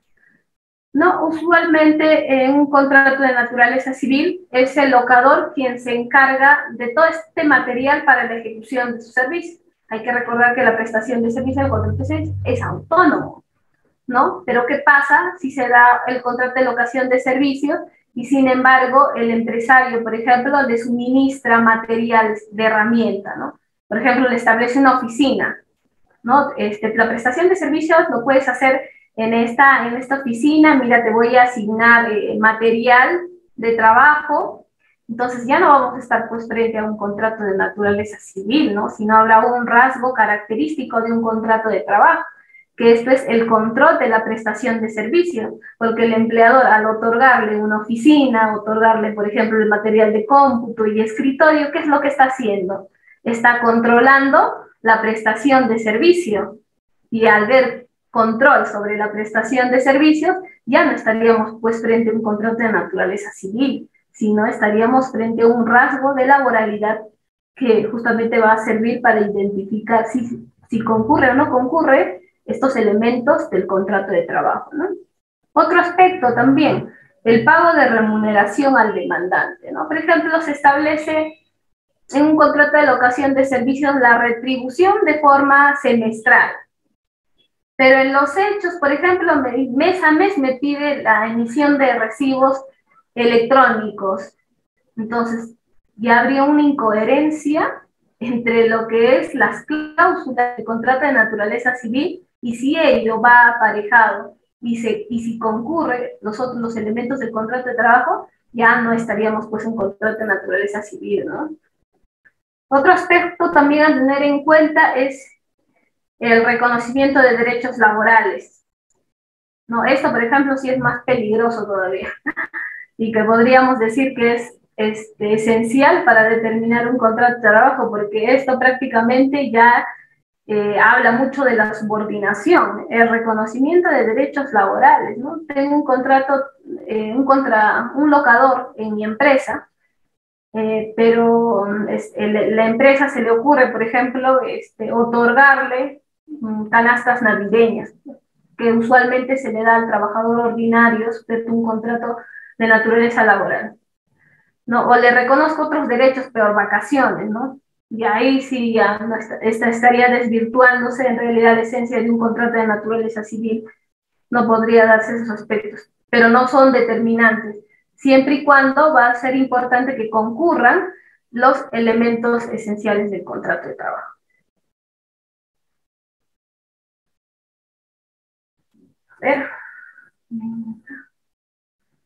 A ver. Vamos de forma de resumen de la legislación del régimen laboral de la actividad privada, algunos aspectos importantes, ¿no?, de este régimen. Y hemos dicho que también forman parte también del sector público. Algunas entidades de la administración pública, por ejemplo, la RENIEC, también tiene un régimen que es de la 728, ¿no?, pero también tiene el régimen CAS, también contiene el régimen de la 276. ¿No? Entonces, la administración pública también sí utiliza esta modalidad de contratación, este régimen. El Poder Judicial también tiene este tipo de régimen de la 728. No solamente es aplicable al sector de la actividad privada en estricto, ¿no?, sino también forma parte de las modalidades de contratación del Estado. Siempre y cuando la norma de su creación, o en este caso su ley orgánica u otro documento de rango legal, establezca como tal, ¿no?, las modalidades de contratación o el régimen de contratación laboral. Bueno, en este caso, este es el régimen laboral de la 728, el Decreto Supremo 0397-TR, Y, por ejemplo, este régimen laboral incluye una institución muy importantísima para el derecho de trabajo, que es el periodo de prueba, ¿no? El periodo de prueba usualmente tiene pues como fundamento, como justificación de existencia en el hecho de que el empleador durante este periodo de prueba pueda calificar justamente la productividad del trabajador que va a contratar, ¿no? Si este, por ejemplo, cumple pues con el objetivo esencial de un puesto de trabajo, ¿no? Por ejemplo, una empresa está estructurada de tal manera que un puesto de trabajo, por ejemplo, tiene funciones esenciales, ¿no? Se le contrata a un trabajador y la empresa, naturalmente, teniendo que su finalidad es lucrativa, va a querer que este trabajador cumpla a cabalidad con estas funciones esenciales del puesto de trabajo, ¿no? Y justamente ahí el periodo de prueba tiene por finalidad verificar si este trabajador va a ser productivo en relación a las funciones esenciales de un determinado puesto de trabajo, llámese administrativo, llámese trabajador de planta o cualquier otro puesto de trabajo, ¿no? Gerencial, ¿no? Pero estos 3 meses de prueba servirán para eso. Antes, por ejemplo, de los 3 meses, no tendrá, en este caso, el trabajador derecho a la protección frente al despido arbitrario, ¿no? Por ejemplo, tengamos pues que la empresa tenga delimitado sus funciones esenciales de cada puesto de trabajo y se le contrata, por ejemplo, a determinados trabajadores. Pero sucede que pasado el mes no tienen la misma producción, al margen de la inducción y capacitación que tal vez se le ha dado al trabajador, ¿no? Entonces no rinde con normalidad en relación a los otros trabajadores que usualmente para esos meses ya tenían un nivel de producción, por ejemplo, determinada, ¿no? Entonces el trabajador muy bien podrá desvincularlo y sin que el trabajador podría reclamar, por ejemplo, un despido arbitrario, ¿no? No está protegido. Por el periodo de prueba no estará protegido frente pues a un despido nulo, no podrá configurarse un despido incausado o un despido fraudulento. No podría darse ese caso, ¿no? Entonces, para un trabajador ordinario, ¿cuánto es el periodo de prueba? Será de 3 meses. 3 meses. Pero ¿qué pasa con el personal, por ejemplo, de dirección y el personal de confianza? Para el personal de dirección, por ejemplo, el periodo de prueba es de 12 meses, mientras que para el personal de confianza es hasta 6 meses, ¿no? Esos son los periodos de prueba, atendiendo a la condición de un trabajador supuestamente ordinario, un trabajador de dirección o de confianza, ¿no? ¿Y cuáles son los efectos legales justamente de la condición de cada uno de ellos? Es que, por ejemplo, el trabajador ordinario sí tendrá derecho pues, a las horas extras, ¿no? Y si trabaja, por ejemplo, en domingo también, ¿no? Que el empresario podría justamente modificar este descanso y decir, ¿sabes qué?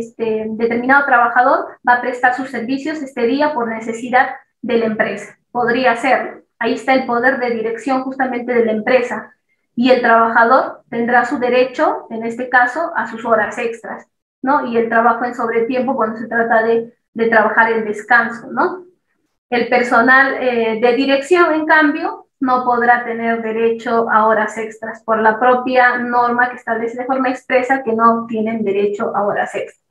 En cambio, en el personal de confianza sí, siempre y cuando, por ejemplo, se trata de un trabajador no sujeto a fiscalización. Perdón, al contrario, que estén sujetos a fiscalización.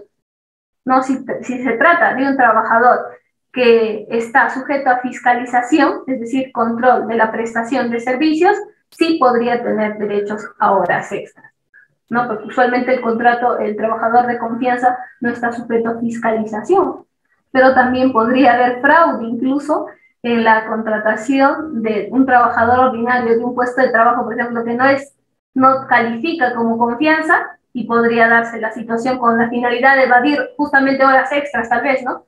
Podría darse. En el tema de la sindicalización, por ejemplo, el trabajador ordinario sí tiene derecho a sindicalización, El personal de dirección no, salvo que el propio reglamento interno de la empresa lo establezca como tal. Y el personal de confianza también sí, siempre y cuando los estatutos o normas de rango interno de la empresa lo establezcan como tal, ¿no? En el tema de indemnización vacacional, un trabajador ordinario también tendrá derecho. El personal de dirección, en cambio, no, salvo que esté sujeto a autorización también. Y el personal de confianza sí. En el tema de reposiciones, por ejemplo, la regla es pues que sí, ¿no? Si se da un supuesto de despido nulo, el trabajador muy bien podrá ser protegido, siempre y cuando haya superado el periodo de prueba, ojo, es decir, superado los 3 meses, ¿no? Ahí empieza el trabajador recién a adquirir su derecho de protección frente a un despido arbitrario. Nulo decimos pues cuando está regulado, positivizado en este caso las causales establecidas en la 728, y despido arbitrario será pues las que han sido generadas por el Tribunal Constitucional jurisprudencialmente, ¿no? Ya sea el despido incausado, el despido, por ejemplo, fraudulento, ¿no? En esos casos sí tendrá derecho. En cambio, el personal de dirección no.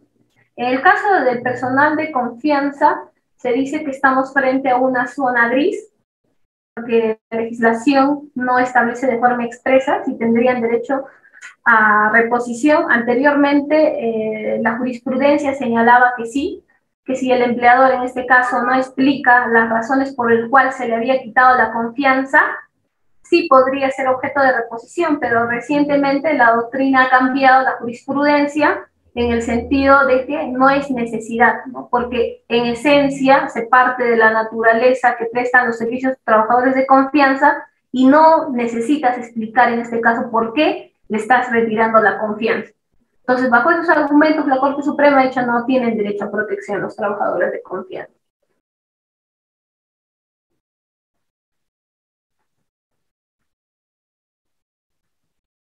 Y a ver, antes de entrar al Ius Variandi, vamos a ver algunas preguntas.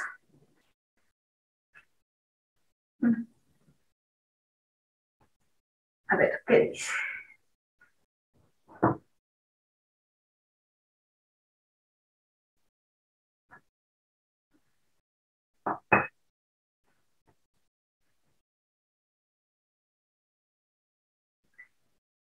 Ya, a ver, vamos a comentar la pregunta planteada por Walter Reina. ¿Qué dice? Dice, buenas noches, ¿qué pasa en la figura que un trabajador ya pasó el periodo de prueba y lo despiden incausado y le piden que presente su carta de renuncia para que le puedan dar sus beneficios laborales y su liquidación? Bueno, se entiende que estamos frente a un trabajador sujeto a un contrato a plazo indeterminado, ¿no? Es un trabajador que ya pasó el periodo de prueba y lo despiden incausadamente, es decir, sin que exista motivación alguna que esté relacionada con la conducta o con la capacidad del trabajador, y le piden que presente su carta de renuncia para que, bueno, usualmente las empresas, eso es lo que hacen, ¿no? Condicionan la entrega de una carta de renuncia justamente para evitar este tipo de contingencias judiciales, ¿no? Un despido incausado, por ejemplo, demandar la reincorporación por despido incausado. Y en este caso, por ejemplo, la carta de renuncia obviamente implicaría para el trabajador un vicio de la voluntad, ¿no? Porque habría una coacción, un acondicionamiento de que me entregas la carta de renuncia, sino bajo condición del pago de los beneficios sociales. Entonces, los beneficios sociales también, al tener pues naturaleza remunerativa y que tienen por objeto la alimentación de la familia, siempre pues el trabajador siempre se va a ver en algunos casos obligado tal vez a presentar una carta de renuncia, también podría ser por desconocimiento de la norma, ¿no? Pero esta situación justamente pues permitirá que se pueda alegar, por ejemplo, de que se haya viciado la voluntad del trabajador, ¿no? Hay, por ejemplo, un vicio de la voluntad, entonces sería nulo también, sería inválido, por ejemplo, esa invitación al retiro, ¿no? Por parte del empresario.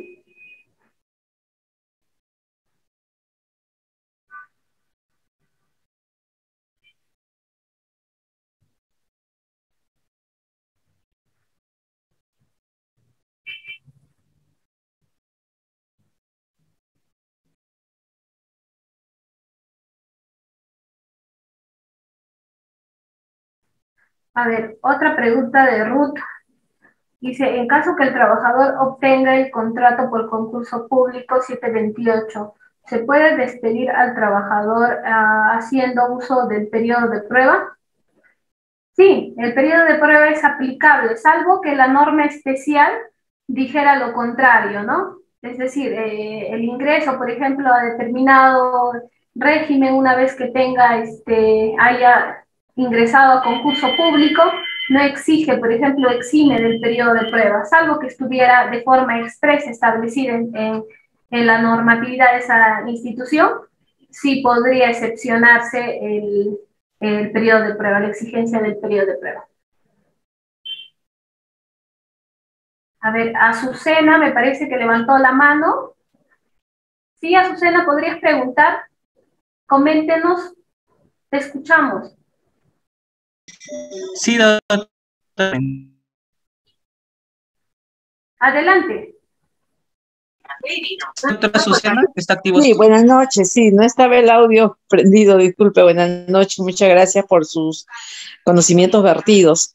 Es el caso de un trabajador que ganó por concurso en el Salud una plaza, el cargo de confianza, ¿no? Porque todos los cargos de enfermeras, jefes, son por concurso, ¿no? Y lo avala. Es un concurso muy meritorio, orden de mérito y todo eso pasan por un tamiz bien rígido, pero cada 3 años. Pero en esta pandemia no hubo concurso, entonces le estaban renovando a la persona la confianza porque no había el concurso. Entonces, pero de pronto la persona tuvo una evaluación por salud ocupacional y le dice el médico ocupacional que tenía un factor de riesgo, diabetes. Luego ella apela y le dice, pero no me ha visto el endocrinólogo. Lo evalúa el endocrinólogo dice, no, no es diabetes, es prediabetes, porque diabetes sí está dentro del factor de riesgo, que tenía que hacer trabajo remoto. Entonces ella se queda en trabajo presencial y pero la directora del centro asistencial pide su reemplazo sin esperar la evaluación del endocrinólogo ni la nueva evaluación del médico ocupacional, donde le emite otro informe diciendo que no está en factor de riesgo y que el queda anulado en la primera evaluación de 2 meses antes. Le retira la confianza y ha puesto una persona que no reúne los requisitos meritorios. Doctora Azucena, disculpe, por favor, precisa la pregunta y esa no es la pregunta, temas particulares, por favor. No, gracias, no, doctora.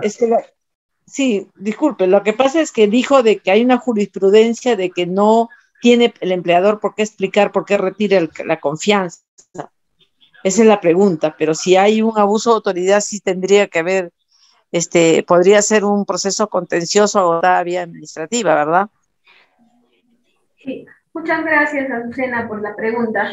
Sí, efectivamente, en ese tipo de circunstancias habría que evaluar varios aspectos, ¿no? Habría que evaluar, por ejemplo, como usted ya ha advertido, si ese poder de dirección del empleador estaría dentro de los parámetros de la razonabilidad en la medida que no, por ejemplo, no colinda o no contradice una norma, por ejemplo, de carácter legal, ¿no? Por ejemplo, se podría darse el caso que también esa trabajadora, por ejemplo, no tenga en esencia, en realidad, en los hechos, un cargo de confianza. Habría que verificar eso primero. Y segundo, también pues hay que ver que ese poder de dirección, por ejemplo, no esté contraviniendo otros aspectos relevantes, ¿no? Por ejemplo, el derecho justamente ahí entraría a tallar el tema de la razonabilidad, pero si es por una cuestión de salud, por ahí me parece que sí estaría justificado, ¿no? Habría que ver en qué medida o qué derechos se le estaría afectando para determinar. Pero la Corte Suprema actualmente ha establecido, pues, ¿no?, que no tienen derecho a protección, no tienen derecho a protección en la medida, pues, de que ya no se debe justificar justamente que las razones por las cuales estaría quitando la confianza a este trabajador, ¿no? Pero lo primero, lo básico, habrá que determinar si efectivamente ese trabajador es de confianza o no confianza, y que se estaría tal vez abriendo un tratamiento diferente en relación a los otros trabajadores. Y tercero, si ese poder de dirección se estaría haciendo en función de un principio de razonabilidad, en la medida que no se estén afectándose derechos sustanciales del trabajador, ¿no? O derechos fundamentales de este. A ver, vayamos con otra pregunta. Ándalo.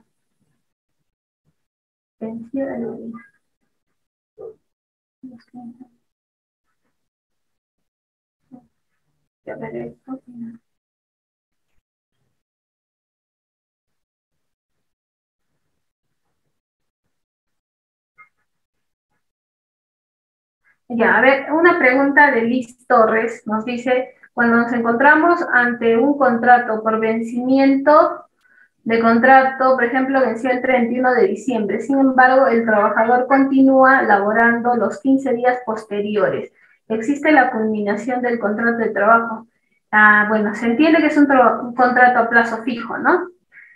Por ahí, por ejemplo, se podría dar un supuesto, habría que analizar un supuesto de fraude de los contratos modales, ¿no? ¿Qué es lo que estaría sucediendo en ese caso, ¿no? Pero usualmente si este contrato es válido, tendrá que extinguirse la relación jurídica laboral. Esto es en virtud de ya la culminación justamente de un contrato de naturaleza modal establecida por, en este caso, por la norma.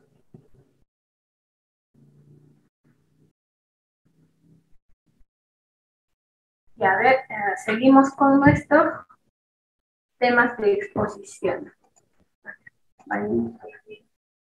Por acá. Y ahora sí vamos a dar inicio a lo que es un tema sumamente también importante para el derecho del trabajo, que justamente es el ius variandi, ¿no? Por ejemplo, algunos autores, como por ejemplo el profesor Toyama, el profesor Manso, que son derechos, profesores o juristas laboralistas, por ejemplo, se dice que es posible conceptualizar al ius variandi como la facultad otorgada al empleador para modificar de modo no esencial, lo que les decía, las modalidades de prestación del trabajo por razones funcionales a la organización empresarial. Y el profesor Manzón, por ejemplo, que es uno de mis, yo creo que el que tiene mayor fundamentación al momento de conceptualizar el ius variandi, dice es dentro de una prestación genéricamente prometida, la prestación personal de servicio, individualizar los distintos actos de cumplimiento de la misma. Él tiene un poder de dirección sobre la actividad del prestador del trabajo y una de las manifestaciones de ese poder de dirección es precisamente el ius variandi. Y este es el poder de dirección. El poder de dirección se entiende que por esta facultad que es propia y únicamente del empleador, ¿no? Este tendrá el derecho de verificar la prestación de servicio, de organizarlo, respecto a la prestación del trabajo, no respecto, por ejemplo, a cuestiones que no estén ligadas con el objeto del contrato de trabajo, ¿no? Por ejemplo, que pueda supervisar o verificar cuestiones ya de índole que estén fuera del objeto de contrato. Digamos, por ejemplo, cuestiones que estén vinculados con, tal vez, con el tema familiar, con el carácter político, el tema asociativo, por ejemplo, el empleador no podría llegar sus poderes de dirección hasta ese aspecto. Por eso dice el empleador para modificar de modo no esencial las modalidades de prestación del trabajo. Es decir, este poder tiene naturaleza no esencial para poder introducir modificaciones en la prestación personal del trabajador, pero no sobre cuestiones, por ejemplo, esenciales o que ya estén vinculadas con los derechos fundamentales, por ejemplo, de un trabajador, ¿no? Como el derecho de asociación, el derecho de libertad de pensamiento, el derecho de libertad política, el derecho de libertad de sindicalización y otros derechos que están reconocidos ya por normas supralegales, ¿no? Y hasta ahí, por ejemplo, no alcanza el poder de dirección, sino el poder de dirección estará delimitado en que podrá hacer estas modificaciones, ¿no? Pero en un modo relativo, no esencial, ¿no? Podrá hacer las modificaciones a la prestación personal que ha sido objeto de un contrato de trabajo.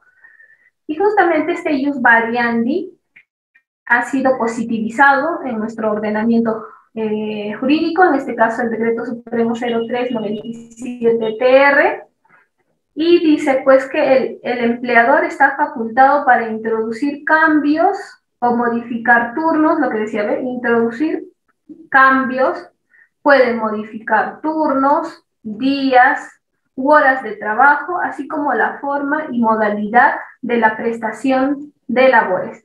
Dentro de los criterios, aquí ya nos pone la norma un límite, el principio de razonabilidad, y su ámbito de aplicación sería teniendo en cuenta las necesidades del centro de trabajo.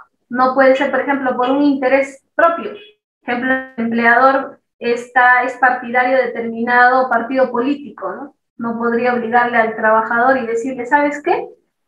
Tienes que asistir a determinada marcha. No podría, por ejemplo, ¿no? Ahí estarían los límites. O sea, siempre ese poder de modificación de la prestación personal siempre deberá estar dirigido a las necesidades del centro de trabajo, a las necesidades esenciales, ¿no? Del objeto de creación de cada empresa, en realidad.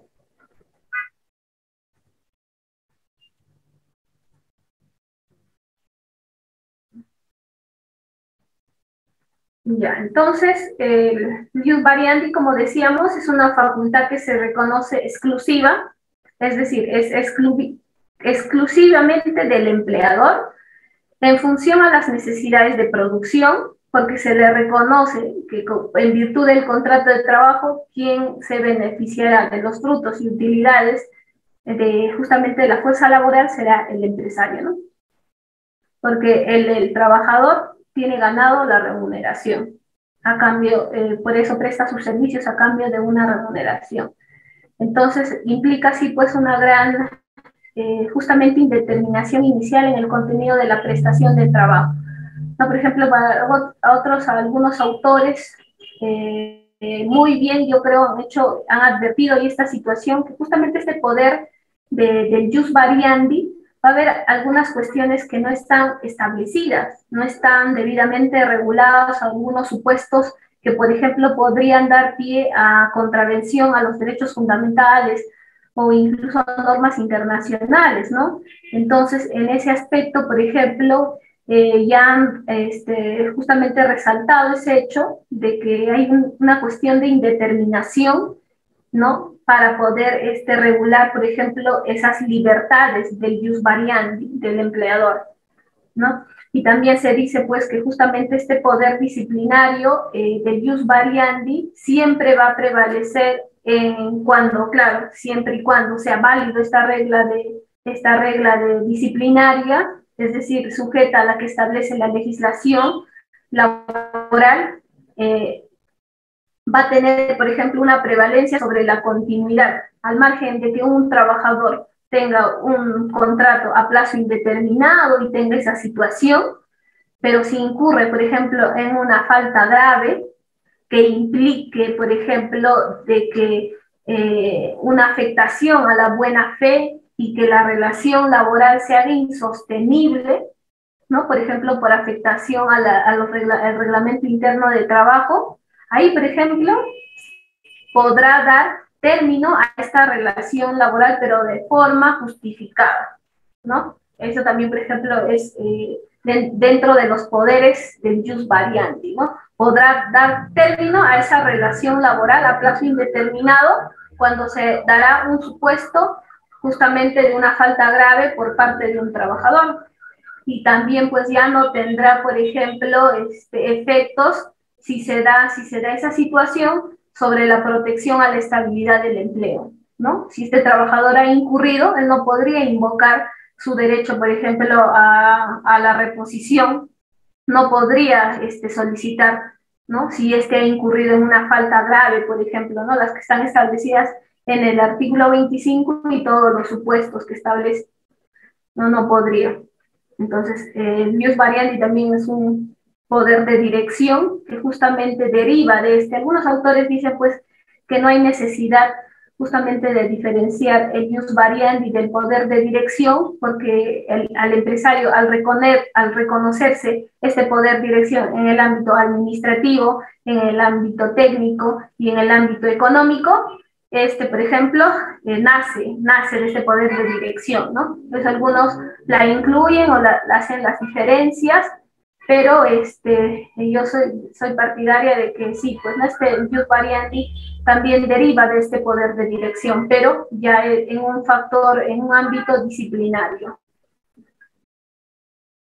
Por ejemplo, este ius variandi también tendrá sus límites, ¿no? Algunos, por ejemplo, han hecho las preguntas de que ¿cuáles podrían ser los límites a estos ius variandi, ¿no? Uno de los límites será la cuestión legal. Por ejemplo, este poder de dirección nunca podría, no podría calificarse como válido si contradice, ya sea de forma implícita o explícita, una norma expresa o una norma imperativa en materia laboral. No podría, ¿no?, excederse de esos poderes.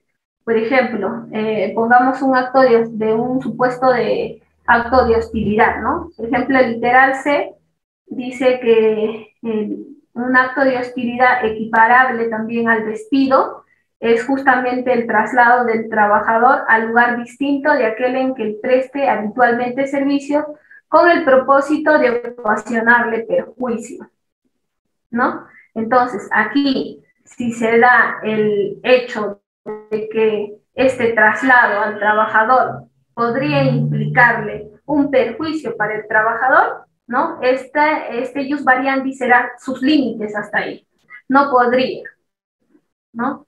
Porque le estarías generando, por ejemplo, un perjuicio para el trabajador. Pero esto también, como dices, es un concepto indeterminado, ¿no? Habrá que analizar en cada caso en concreto cuándo se va a configurar para esa situación, de hecho, el perjuicio para el trabajador, ¿no? No todo traslado, por ejemplo, va a implicar en la misma medida para todos los casos un perjuicio. A ver, vayamos con otra.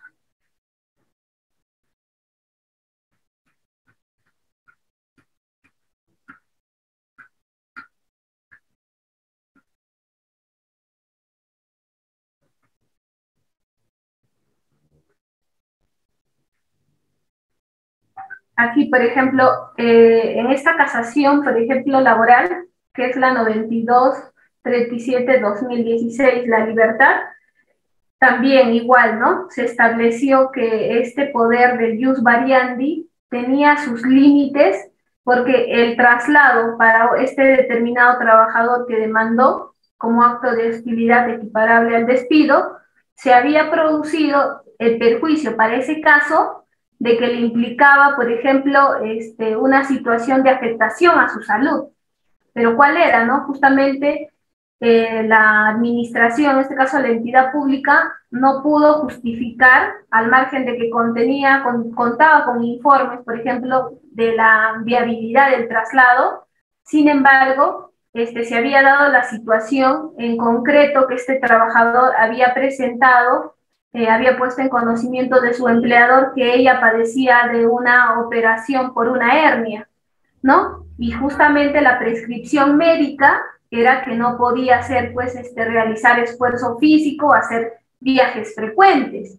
Entonces, aquí, este poder de dirección, que muy bien podría hacer el empleador trasladar a sus trabajos en función a sus necesidades empresariales, encontrará un límite, ¿no? ¿Por qué? Porque este trabajador le implicará una afectación a la salud de este trabajador, ¿no? Y aquí en este caso sí, también no se casó el recurso extraordinario de casación y se estableció que justamente, pues, ¿no? Se había configurado un acto de hostilidad porque ese traslado, al margen de que contaban con una opinión técnica, sin embargo, esa opinión técnica era muy genérica al no haber establecido, en este caso no haber explicado que esa situación del traslado, dadas las circunstancias, de hecho, le estaba produciendo una afectación.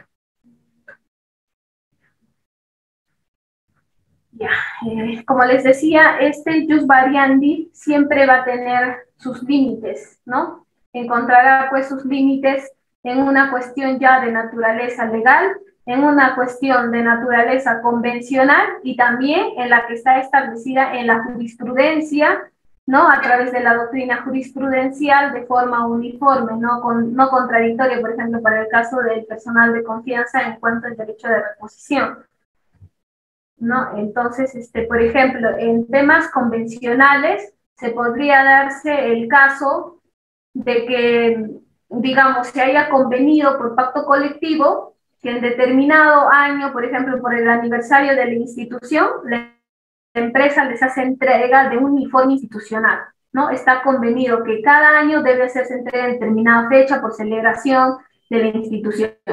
Y además que también ese uniforme sirve, pues, como un tema de representación y uniformidad para la empresa. Pero sucede que la empresa, por ejemplo, sufre por una crisis económica, sufre, por ejemplo, unas pérdidas económicas continuas semestralmente y se les ocurre ir por una política gerencial, decir, no, ya, pues, como nuestro poder de dirección, este año vamos a suspender la entrega de esos uniformes en tal medida que podríamos paliar nuestras crisis. La crisis económica que está pasando, ¿podría hacerlo? No.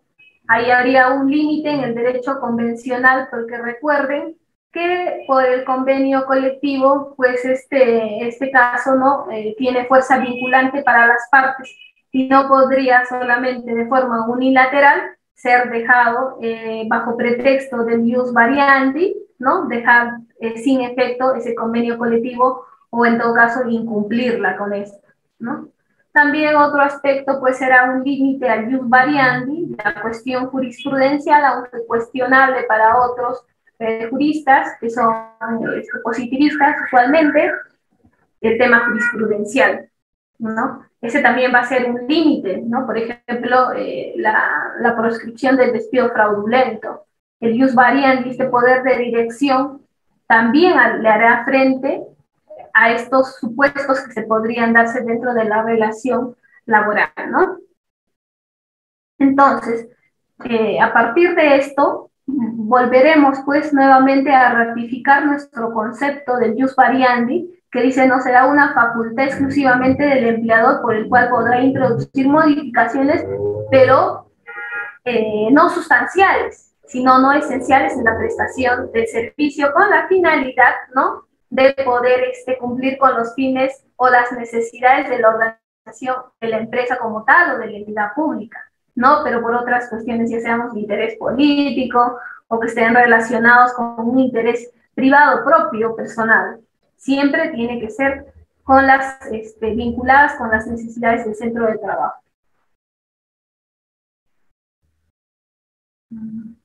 Ya, a ver por ahí, vamos a ver algunas preguntas.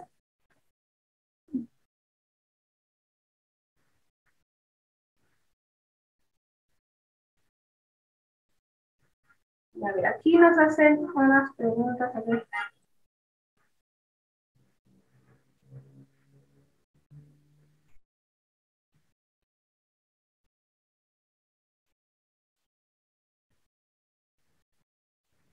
A ver.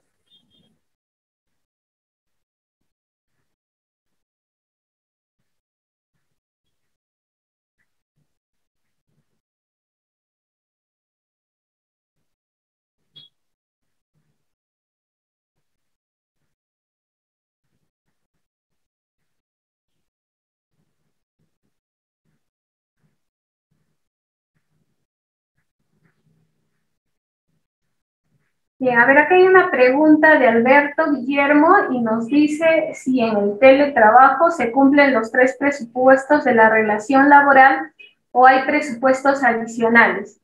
Bueno, en el teletrabajo, que es una creación regulada, ¿no?, por una norma especial, ¿no? Mucho más antes el trabajo remoto, que tiene una similitud, pero el teletrabajo sí también, sí, contiene los elementos esenciales de un contrato de trabajo.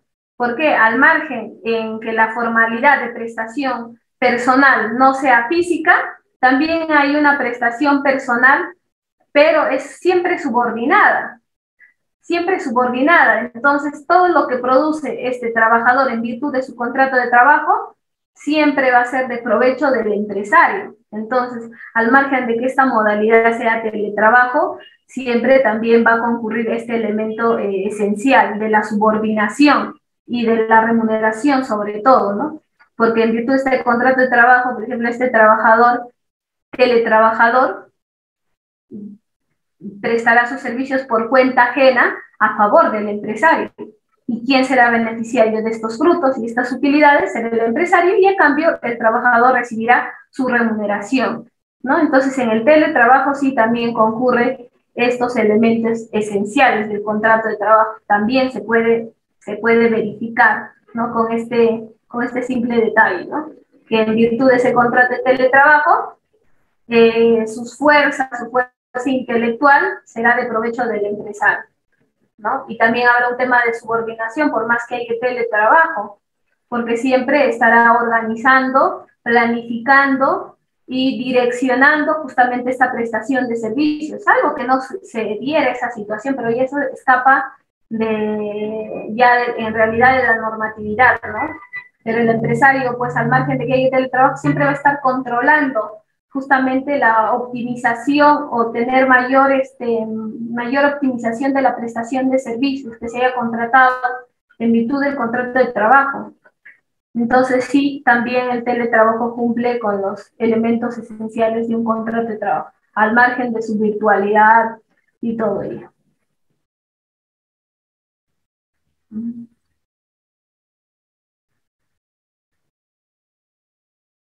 A ver, acá dice, un contrato de emergencia se puede desnaturalizar por el no pago de sus remuneraciones. Diana, no tanto es así. Un contrato de emergencia usualmente es modal, ¿no? La falta de pago de remuneraciones no podría dar pie a que se desnaturalice. Lo que podría darse el caso es tal vez un supuesto de acto de hostilidad, la falta de pago de remuneración.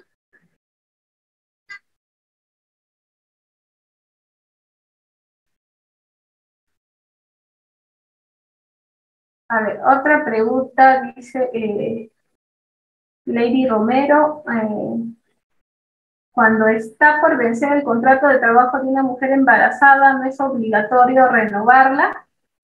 Bueno, sobre esa pregunta, la legislación nos establece que primero habría que evaluar el periodo de prueba, ¿no? Al margen del tipo de contratación que se le pudiera hacerle para este trabajador, ¿no? Habría que evaluar si ha superado el periodo de prueba.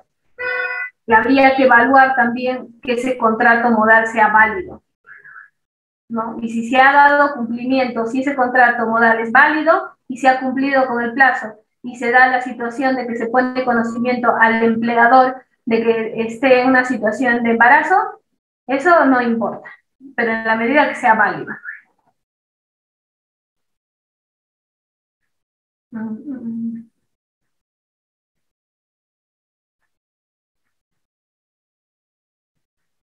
Otra pregunta, veo de Marcos Sandoval, nos pregunta si un trabajador incumple siempre las normas de seguridad del trabajo, ¿cómo se le podría sancionar o ya no se le renovaría su contrato?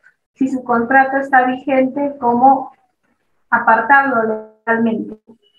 Bueno, en ese caso habría que en realidad analizar si este poder de dirección, ¿no?, está sustentado justamente en esa facultad disciplinaria del empleador. Habrá que revisar pues el reglamento interno de trabajo y en qué medida afecta a las funciones esenciales por el cual se le ha contratado a este trabajador, ¿no? Y también la sanción siempre va a depender de la gravedad de la falta, ¿no? Hay el principio de razonabilidad, hay que tener en cuenta también esos aspectos al momento, si más aún todavía se va a desvincular a un trabajador.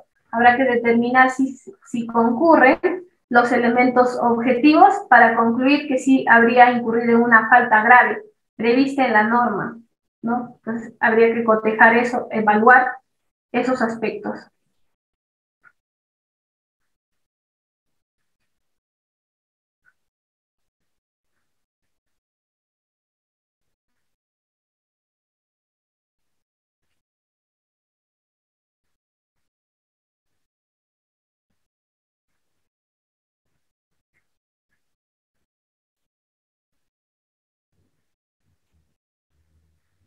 A ver, acá hay otra pregunta también interesante. Dice de Gisela, si ingresa un sujeto vestido de médico a una clínica y no fue identificado por el personal de seguridad de dicha clínica y esto trae consigo el robo de celulares de los pacientes por parte de este sujeto, ¿se puede suspender al personal de seguridad por 3 días o sin goce de haber? Bueno, esta pregunta está muy relacionada con el poder de dirección, ¿no? En específico con el poder disciplinario, y habrá que revisar cada caso en concreto, ¿no? Si el trabajador, por ejemplo, estaba provisto de material para poder justamente verificar este tipo de contingencias que pudieran darse, ¿no? Habría que ver que si han sido capacitados para tal, qué condición tienen, qué funciones tienen y todo eso, ¿no? Y el poder de dirección siempre, no se olviden, tiene que estar sujeto a un principio de razonabilidad, siempre. Y también si hay reglamento interno de trabajo, habrá que verificar también el reglamento interno de trabajo. Y en función a eso, en función a la gravedad y a la naturaleza, por ejemplo, de la infracción que se habría originado, establecer las sanciones.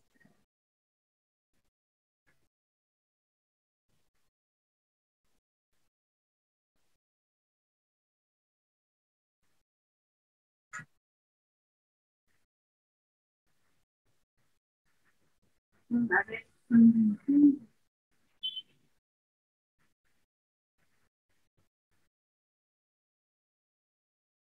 Ya, bueno, estas últimas preguntas de manera genérica. Les decía, el poder del jus variandi, en este caso en la facultad sancionatoria o disciplinaria, el empleador va a poder, en este caso, extinguir la relación jurídica laboral, ya sea de un contratado a plazo fijo o de un contratado a plazo indeterminado, pero en la medida, por ejemplo, de que se haya incurrido en una falta grave, ¿no? Objetivamente que se haya producido eso. Y que también, dadas las circunstancias de cada caso en concreto, tendrá también haber evaluado el principio de razonabilidad, ¿no? Por ejemplo, no por una cuestión que no era funciones esenciales de este trabajador, no se le podría sancionar en la misma medida que un trabajador que sí estaba dentro de su poder verificar, por ejemplo, si sí tenía esas funciones esenciales en relación a la falta que se ha producido. Entonces habrá que analizar ese aspecto también, ¿no? Como decía, siempre el jus variandi va a estar sujeto y va a tener como límites y debe sujetarse a lo que establece el régimen laboral vigente, ¿no? También tener en cuenta el debido proceso, la garantía del debido proceso al momento de aplicar y incluso someter a un contradictorio respecto a eso, ¿no? Tendrá el trabajador también derecho a hacer un descargo y luego durante este procedimiento determinar para cada caso en concreto, qué tipo de sanción le vamos a aplicar, ¿no? Entonces hay que tener en cuenta que también, como les decía, el jus variandi va a tener sus límites y siempre tiene que sujetarse a lo que establece el régimen de la actividad privada vigente, ¿no? Si no, las consecuencias de estas van a hacer que justamente ese despido tal vez sea nulo, ¿no? Y que afecte otras cuestiones que sean muy importantes para la empresa. Bueno, estimados amigos, con ello doy por culminada mi participación. Muchísimas gracias, Reader. Estamos, creo, a 3 minutos de ya dar por terminado esta presente sesión. He concluido con mi ponencia. Muchas gracias.